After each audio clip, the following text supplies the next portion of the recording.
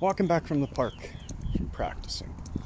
I thought I'd make a quick video for you guys. So if you've been doing your Shaolin 18 low hand palm training, and I hope you have been, then you've been at it in almost 100 days. And as the old saying goes, it's 100 days to build a foundation. So you should have a pretty good idea of what's going on. And now if that means that you missed a day or, 2 or 10 days once in a while, you should still be starting to gain a benefit from it. You should be starting to know what's up.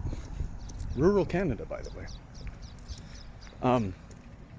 Because you're starting to know what's up, then it's not enough anymore just to do the movements. It's about the quality of the movements themselves and why that quality matters, okay?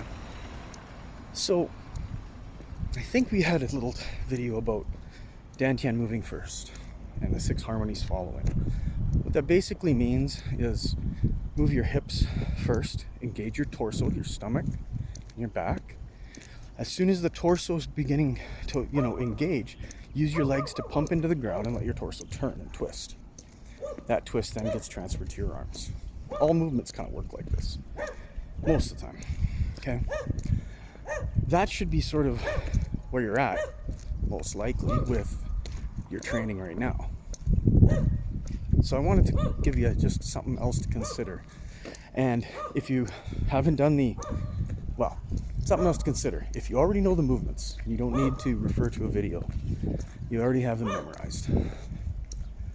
I want you to consider this. It's like your movement, every single movement. It should be like you're snapping a whip. So a whip, of course, has a handle and a tail. And if you snap the handle of the whip, that motion will flick down to the tail and it'll accelerate the whole time. And at the very end, the tip will snap back, right? Back in the direction which it had come from. That's what breaks the sound barrier. So when you're doing things like, especially willow palm, where we're doing the single-handed thing back and forth, the whip action is really obvious. So I would say give it a try. Do some whipping actions. Do them quicker.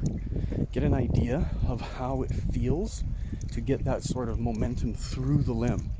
Because when we're going slow, we're trying to mentally sort of recreate what would be happening if we were going fast.